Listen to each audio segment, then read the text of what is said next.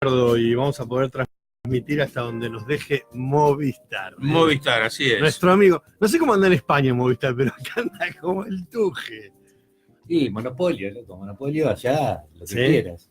Acá también lo fue, ¿no? Así que joder con Movistar acá, coño. Fer, un gusto tenerte nuevamente en casa. Muchas gracias por la invitación, un gusto también. Gracias, Fer. Además, pasar y saludar a tu viejo a la entrada. Ah, ¿ya te lo contaste el pelado? Sí, lo crucé a la entrada. Está consumiendo nietos. Está terrible, terrible. Consumidor de nietos. Increíble, increíble. Gracias, Fer. Gracias por visitarnos. Ricardo. Bueno, ¿cómo anda Fernando Pujol? ¿Bien? Muy bien, Bien. muy bien. Acá siempre bien. Bueno, ¿y allá? Y allá también bien. Sí. La última vez que estuviste acá estábamos hablando de futuro, ¿no? Una elección, una situación complicada en Cataluña. ¿Qué balance haces hoy? ¿Cuál es hoy la realidad? ¿De lo de allá? Sí. Pasaron cosas muy duras a nivel de destape de situaciones que estaban encubiertas. Desde corrupción interna dentro de los partidos autonómicos a corrupciones dentro del Partido Nacional. Fue la primera vez que una moción de censura prospera en España y prosperó por la corrupción interna del Partido Popular, cosa que dejó bastante descolocado el país en muchas cosas, sin saber muy bien el rumbo que tomar. No se llegó a ser consciente del grado, de la magnitud de la corrupción en España. Sumado ahora se está generando con otro temita que hablamos también nosotros mucho acá, el tema de la inmigración, el tema de los refugiados. Está generando una movida nacionalista muy dura. Por primera vez en España surge un partido como Vox, que es un partido nazi. Y las elecciones de Andalucía fue un detonante muy importante. Ahí tuvieron 12 diputados. Sí. ¿De cuánto? Se esperaba. Nunca pude averiguar que pusieron 12, pero ¿de cuánto? ¿Cómo está conformado el Parlamento? Sacaron en porcentaje. casi 400.000 votos, 300 y pico mil votos. Se esperaba, las encuestas daban 1, 2. Nosotros estuvimos en Andalucía en noviembre no del año pasado. No, del año pasado, sí, digo, todavía no terminamos del año pasado. Y subyacía un poco eso en la sociedad, un poco el hartazgo de determinadas cuestiones y un poco lo que a veces sucede en la Argentina, Fernando. Hay gente que no lo dice públicamente, pero hay gente que está de alguna manera diciendo, che, con los militares no pasaba esto. Y si bien es cierto que esto no es público, no lo hacen público, porque, bueno, saben que no es políticamente correcto, pero tenemos un caso cercano. Yo estaba hablando hace unos minutos de Brasil, ¿no? Que vota mayoritariamente a un hombre de derecha, que hace 5 meses tenía el 10% de los votos. Debe ser uno de los giros copernicanos más importantes de la política mundial. Un tipo que arranca con un porcentaje que no le daba ninguna aspiración, salvo haber armado alguna alianza. Ayer un amigo entendido me contaba que en Brasil, para hacer comparaciones de presupuesto, el que sale presidente tenía un 0,5, otro tenía un 6. Este sacó más del 50% y el que tenía el 6, como diferencia del 0,5, sacó el 0,5.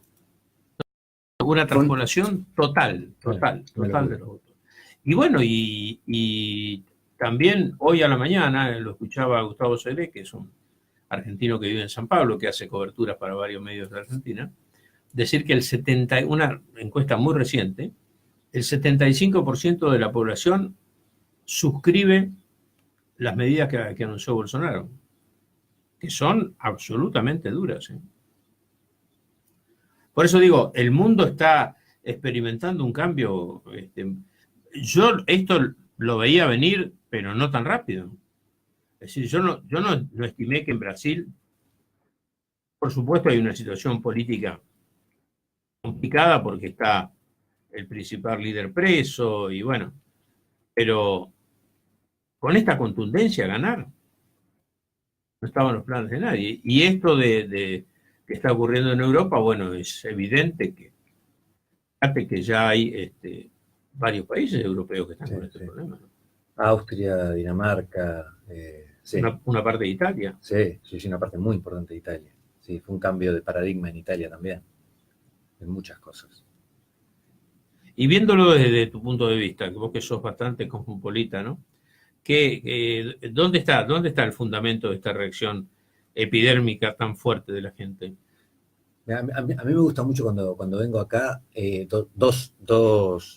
hacer dos sondeos. Uno es ir a tomar algo al Hotel Pringles y hablar con los tertulianos habitués.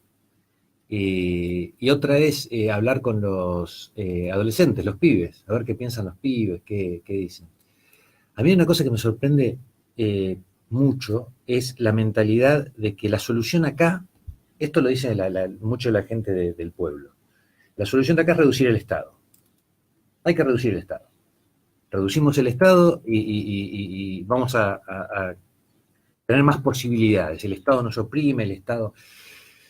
Claro, cuando vos tenés una mente socialista, cuando vos tenés un pensamiento de izquierda natural, no solo en lo económico, en lo filosófico, o sea,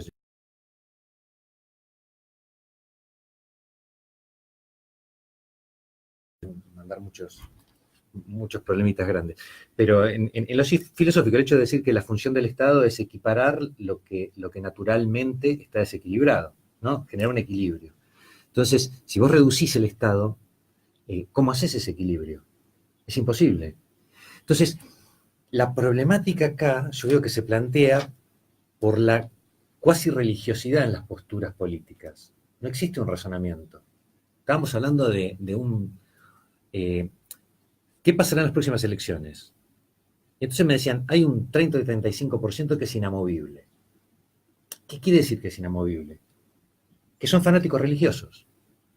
No existe el razonamiento posible con esta gente. Entonces, en ningún momento va a haber un reconocimiento del error, de la corrupción. A mí me parece que hay partidos que son fundamentales en la Argentina, que es importantísimo que existan. El peronismo no es. Por ejemplo, claro, es fundamental. Pero planteado desde... Yo creo que con la evolución del peronismo se tendría que generar un fuerte partido de izquierda. Porque se planteaba que el peronismo era la izquierda nacional. Y no lo es. No lo es para nada. No. Entonces, ¿por qué se atribuyen? A mí me llegaron a decir, Fer, ¿cómo es que vos no sos peronista? Si vos sos de izquierda. Cuestionármelo acá. Es que justamente es la antítesis. Totalmente. Bueno, pero ¿cómo se lo explicamos a la gente? ¿Cómo justificás un pensamiento de izquierda con un sindicalismo como el argentino? Exactamente. Entonces, que se dice, y el propio Perón lo admitía, la columna vertebral del peronismo es el sindicalismo, lo decía Perón. Totalmente. Y lo sigue siendo hoy. Sí. Es lo que nadie se animó a tocar. En ningún momento nunca tuvo la fuerza suficiente como para reestructurar el sindicalismo. Alfonsín estuvo así. Sí. Con la Banelco famosa y con... Sí. Y bueno, pero fíjate, hay cosas, ¿no? Yo a veces hago algunas reflexiones de nuestro país que yo no sé si tenemos o no tenemos memoria o la memoria es selectiva. Hay un tipo en la Argentina que se llama Pontacuarto, que fue el secretario del Senado, que dijo, yo participé del pago de las coimas a los senadores peronistas para el acuerdo, para la famosa reforma de la ley sindical.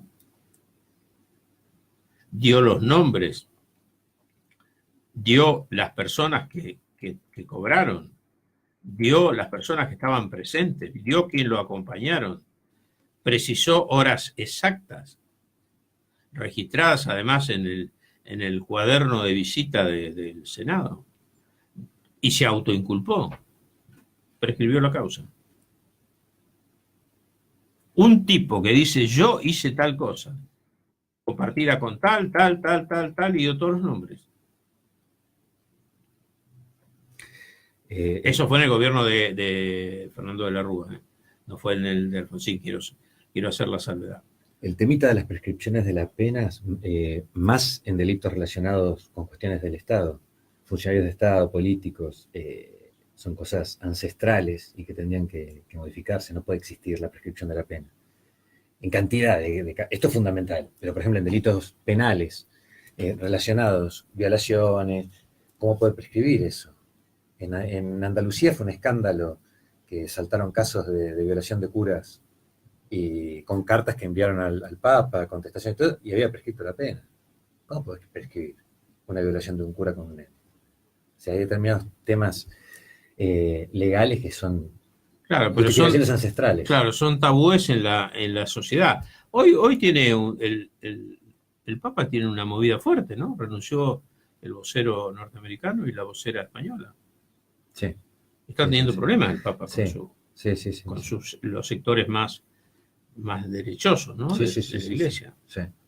Pero volviendo al tema de Argentina y de alguna manera relacionándolo con lo que pasa en el resto del mundo, es complicado el tema, ¿no? Es decir, estamos atravesando una situación muy complicada, porque el advenimiento de estos partidos de derecha, que uno puede decir, sin equivocarse, nazistas, ¿no? O sea, conceptualmente nazistas. Totalmente.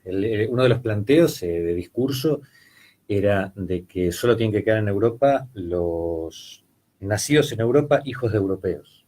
Está planteado, que cualquiera persona que no sea pura europea tendría que ser expulsada de Europa. O sea, vos te expulsarías. Totalmente. No tengo nada de allá, claro, muy poquito lo que tengo de allá. Sí. Es terrible la situación esa. ¿Cómo va el tema de los refugiados y los salvatajes? Bueno, justamente un poco por lo que decís vos, lo que nos pasó a principio de año fue que nos retuvieron un barco en Sicilia. El fiscal de Catania retuvo el barco grande, el Open Arms, y se acusó a la organización de banda armada y de tráfico ilegal de personas. Barco retenido, se hace una gestión desde España a nivel consulado, y bueno, y se logra que la tripulación pueda volver a España, pero queda retenido el capitán y el jefe de misión, y el barco también en puerto. Entonces, estuvo bastante retenido. Éramos la única ONG que estaba en el agua en ese momento, por las amenazas que había habido de todo tipo, la falta de posibilidades de descargar los refugiados en un puerto de Malta o de Sicilia. Y bueno, entonces decidimos los viejos, los más viejos de la ONG, agarrar el Astral, el barco viejito, el que estaba dando vueltas por cuestiones más educativas y de concienciación en las aguas españolas. Bueno, nos subimos y desde Barcelona salimos otra vez para Libia, con el barco este. Y fue muy duro volver a ver la realidad acrecentada y cada vez más callada. En un momento éramos en el barco, iba Oscar Camps, que es el fundador de la ONG, Iñaki, que es también el que hizo el primer viaje con nosotros, que es el que lleva las embarcaciones rápidas, que él es piloto de emergencias de helicóptero, y en un momento estábamos con la cara medio tapada los tres, y los tres nos largamos a llorar. Era muy duro ver cómo están viniendo los que están viniendo. Están llegando ya en condiciones extremas, y se están mirando para otro lado. Ya pasó imagínate, lo que la primera vez para vos también era una novedad importante. Claro, sí, por supuesto. Y ahora salió como un tema casi terciario o cuaternario. Claro. Y están muriendo día a día, se pueden estar ahogando 1000 personas al día. Y a nosotros nos sacaron de la zona, hicieron una zona de exclusión ilegal de más de 70 millas. Las zonas legales pueden llegar a 20 millas, o sea que vos no podés llegar con el barco más allá de 20 millas, porque son aguas territoriales del país. Entonces, si estabas a 20 millas, vos podés esperar a los que salen y que pasen las 20 millas. Llegás a hacerlo muchas veces. Pero a 70 es imposible, se ahogan todos. Sí, claro. Entonces tenés que estar jugando con una ilegalidad. Vos estás haciendo algo ilegal para lo que te está diciendo Libia, ¿no? Para los guardacostas libios. Entonces hubo situaciones muy jodidas, que los guardacostas libios quieren agarrar los que están en el agua y llevárselos otra vez a Libia.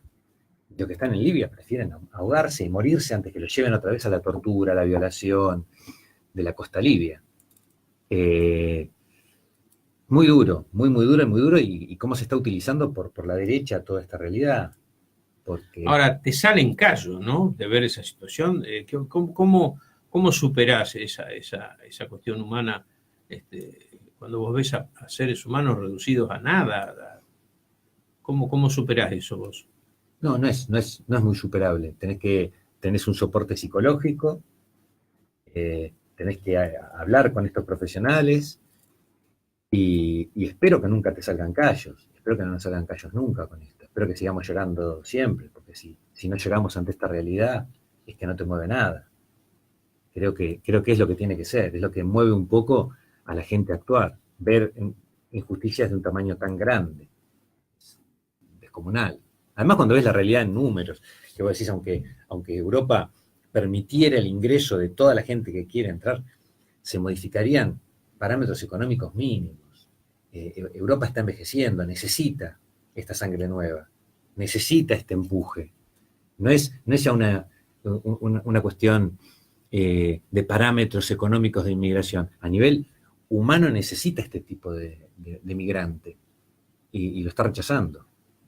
Es muy duro el discurso estúpido de que un inmigrante te va a quitar el trabajo. Entonces el planteo también es decir, loco, qué mal que estás. Si un tipo que viene muchas veces analfabeto, muerto de hambre, golpeado, te va a quitar el laburo a vos, que tuviste todas las posibilidades educativas con educación gratuita.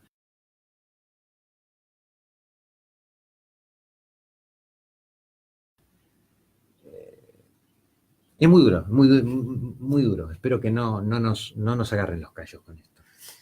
¿Cómo está Cataluña, cómo está Barcelona hoy, después de todo este zarandeo y de toda esta pelea? Está mal porque vemos la imposibilidad, incluso después del cambio de gobierno. Pensábamos que con el PSOE al gobierno, con Sánchez, el diálogo iba a ser diferente, se iba a poder negociar determinadas cosas, principalmente la realidad judicial de los presos políticos. Tenemos presos políticos todavía en cárcel y ya llevan más de un año. Hubo fallos judiciales en Bélgica, hubo fallos judiciales en Alemania, que dijeron que no había habido ni rebelión ni sedición. En los dos casos plantean que son artículos bastante copiados a nivel europeo. La necesidad de la violencia, la necesidad de la utilización de la fuerza, para que exista el delito, para tipificarlo. Y en ningún caso existió. Tenemos filmaciones. Yo tengo filmaciones propias, mías, porque yo estaba el día de la que plantean como revuelta. Fue algo totalmente pacífico, no hubo ningún acto violento. Y justamente los líderes políticos decían, muchachos, si alguien les dice algo, si un policía nacional les dice algo, la respuesta tiene que ser que vaya y ve, que vaya bien. No levanten la mano, no levanten la voz, no insulten, nada, porque eso va a venir en contra nuestra. Tiene que ser en todo momento un movimiento pacífico. O sea, estas personas que están dando este discurso, por este día, se los acusa de rebelión y sedición. ¿Hay muchas personas detenidas? Y hay personas que tuvieron que salir del país. Puigdemont tuvo que salir del país. Hubo dos mujeres que antes de ser acusadas, una tuvo que ir una es una profesora universitaria que el decano de la Universidad de Edimburgo le pidió que fuera a formar parte de una cátedra. Y pudo salir de esa manera. Pero tenemos, o sea, los apoyos intelectuales, jurídicos, son masivos en Europa con respecto al proceso. Lo que pasa es que, claro, hay una presión económica.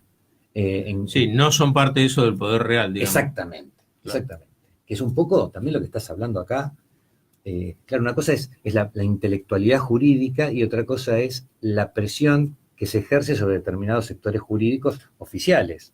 Entonces, los fallos son otra cosa. Claro, Alemania no pudo presionar al poder jurídico. Entonces, por eso fallaron de esta manera. En España está totalmente presionado el poder jurídico. No es un poder jurídico independiente. Entonces... No, pero yo creo, o sea, mira... ¿Cómo no vas a encarcelar a esta gente? ¿Cómo no vas a permitir que el juicio sea con esta gente en libertad? Claro, por supuesto. Que siga el juicio, bueno, está bien. pero que lo haga en libertad, porque Además planteamos la unidad de Europa, la unidad de criterios europeos. Te digo, tenés Escocia, tenés Bélgica, tenés Alemania, que están diciendo que el delito no existió, por eso no extraditaron, pidieron extradición y no extraditaron. Incluso pidieron que se presente el juez a declarar porque ven irregularidades en la acción del juez. Esto fue inédito también, que Alemania planteara, Alemania y Bélgica, ahora en febrero tiene que presentarse la Mera a declarar porque ven irregularidades en el proceso. Entonces, bueno, menos mal que hay algunos países que reaccionan bien, ¿no? sí. Pero siguen los presos políticos, siguen en la cárcel. Sí, en la cárcel. Decime, ¿y qué pasó con el turismo en Barcelona? ¿Tuvo una caída significativa? No, para nada. Para nada. Yo te diría que al contrario, el gran problema que está sufriendo Barcelona ahora, que morirá de éxito. Porque, ¿viste las plataformas que hay actualmente que vos podés alquilar una habitación? Sí. ¿No? Vos podés alquilar una habitación, podés alquilar Una cama, digamos, sí. o un departamento, O un departamento, ¿no? sí. Y lo alquilás muy barato, mucho más barato que un hotel. Bueno, legalmente vos podías tener tu casa y alquilar una habitación. Eso era legal. Sin declararlo impositivamente. Entonces, era como una ayuda propia que decía, mira, durante un mes alquilo la habitación y era bastante frecuente. agarro unos ámbitos muy normal.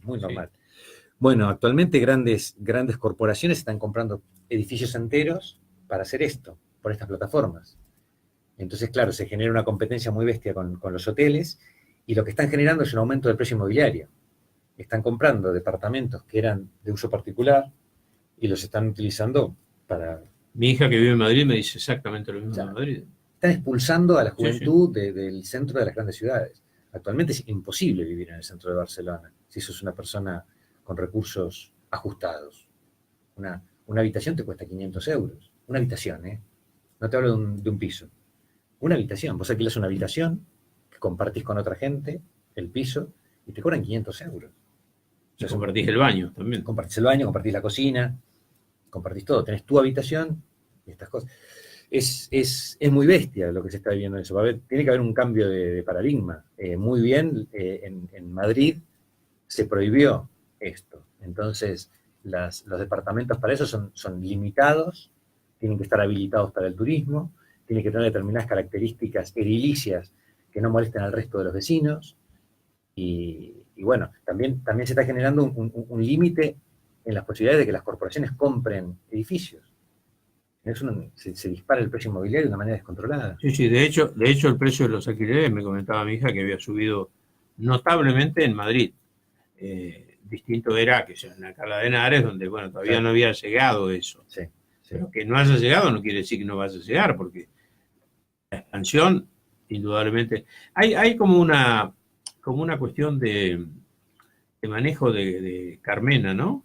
Buenísimo. Espectacular. En la Intendencia. Lo que ha hecho Carmena es espectacular en Madrid. Bueno, hay mucha sintonía con Podemos en Barcelona. Son las dos intendencias más grandes, los dos ayuntamientos más grandes de España, y los dos tienen un marcado Podemos como norte, ¿no? Preocuparse por las cuestiones sociales, preocuparse por los desahucios. Muy, muy importante. ¿Me está pidiendo algo, señor? Sí. ¿Qué dice? Tiempo, algo que nos sobra y mucho. Bueno. Tenemos más contactos telefónicos y demás cosas, por eso. Bueno, muy bien, señor. Yo me entusiasmo siempre que estoy con Fernando. Y sí, nos pasa un poco con inevitable. Eso. Con Fer uno se lo queda escuchando, como está escuchando también varios oyentes, entre esos Celeste de Groche, te mando un gran abrazo y un 2019 con mucha fuerza. Un abrazo grande. Está escuchándonos. Así que, sí, con Fernando te pasa eso, viste, que arranca a hablar y vas achicando el lomo, la cabeza, vas escuchando y... Hay que tirarle agua caliente para que se pare. Además, este tipo de personajes como vos, Fernando, que son trotamundos en definitiva, ¿no? Porque vos tenés un lugar que ya medio decidiste en el mundo, que es Barcelona, ¿sí? ¿O no? Bueno, es un lugar en el que estoy muy cómodo. Muy cómodo, muy relajado, es muy agradable vivir, más que nada por la seguridad. Este año tuve un episodio que no había tenido hasta ahora en Argentina, que salimos con los amigos, nos fuimos a Mar del Plata, como nos juntamos todos los años con los amigos del pueblo, Y Los egresados, los egresados 83. una manga de vagos. Los chicos. Y me afanaron de adentro del coche, me afanaron de adentro del baúl, ¿En dónde? en Mar del Plata. Y me afanaron la computadora con información, disco duro, me afanaron la guita que tenía para pasear por acá yo. O sea, me había llevado encima toda la guita. Que la gente te dice, pero ¿cómo andás con toda la guita encima? Claro, y vos venís con otra manera y decís, pero ¿por qué no? ¿Por qué no puedo andar con mi guita encima? ¿Por qué me decís, no andes con tu guita encima? Y bueno, porque vivimos esa realidad. Necesitas los primeros... Es lo que me pasa cuando llego a Buenos Aires y pongo el primer pie en la calle, que espero que los coches frenen. No, quédate Cuando tranquilo. me pasaron 2 o 3, viste, que casi me arrancan los dientes, digo, ¿La verdad es el tema de los Guns N' Roses? Welcome to the jungle. Bienvenidos Sí, a la jungla, totalmente. bienvenidos a la Argentina. totalmente. Y se te dio por poner un pie en Buenos Aires para que frene. Estás loco. Sí. Estás loco. Estás loco. Cuando te vas, sí, ya estás acostumbrado y no pones el pie. Esperás. Lo que pasa es también, la afanada esta, fui con la policía en Mar del Plata y todo, y viste, decís, uy, loco, qué triste todo. Sí. Qué triste todo. No porque recuperaste nada. Nada. Y además entra dentro de un plano de normalidad. Es lo normal. Sí, usted sabe que pasa muy seguido esto. El robo es lo normal, Y a mí qué coño me importa que pase seguido, yo vengo a reclamar lo mío. claro. Y allá no lo ¿Qué te planteas. rompieron? ¿El auto? No rompieron nada, te duplican el mando. En el momento que vos vas a abrir, el milico me decía que tienen otro que es un copiador. Sí. Entonces te generan un mando gemelo. No te dejan la puerta abierta, no es que te bloquean. Te copian la señal inalámbrica de la llave. Exactamente. Entonces vos te fuiste y a los 5 minutos el tipo hizo así, clic, Sí. y abrió. Te abrió y aunque haya un policía al lado, vos ves a alguien que viene con un mando. Y vos decís, es de él, sí. es de él. Lo más natural. Y el flaco vino, agarró lo que quiso y se fue. Estamos aprovechando visitas de pringlenses aquí, ¿no? Por los pagos en las fiestas. En un ratito nos vamos a tener un contacto telefónico que nos había quedado pendiente la semana pasada. Estaba atendiendo nada más y nada menos que a Dietrich. Bueno, hoy nos va a atender a nosotros. Gustavito Mena es un diputado nacional por la provincia de Chubut, ya ha hablado en alguna oportunidad con nosotros. Se encuentra de visita aquí por los pagos en Pringles, así que vamos a estar hablando telefónicamente con él. No lo vamos a hacer venir hasta la radio, pero vamos a entablar el contacto telefónico que nos quedó pendiente la semana pasada, así que lo vamos a hacer hoy. Preguntale qué piensa de la independencia de Cataluña. Bien, anótela en el tintero, Sí, Giacone. Decile que diga, qué piensa de los presos políticos, esas cosas. Chicaneale un poquitito. Listo. La dejamos anotada ahí en el Sí, tintero. no, ya la tengo en mente. No, porque es un jurista de renombre, es un Sí, tipo señor. con una presencia jurídica muy importante. Además, profesor de Derecho Constitucional. Me parece importante escuchar a ver qué dice. Bueno, dale. Tomamos el compromiso. Lo tenemos acá en Pringles, así que vamos a aprovechar con Gustavo. Vamos a tomar Fernando, contacto. como siempre, un placer recibirte. Un gusto venir acá como una casa. Vamos a ver si te vamos a visitar a Barcelona un día. de Por estos. favor, y hacemos ¿Eh? una nota de allá. Seguro que anda mejor internet que acá. Nos vamos a una pequeña pausa y ya volvemos. Dale, gracias. Chao. Este verano 2019 queremos cuidarte.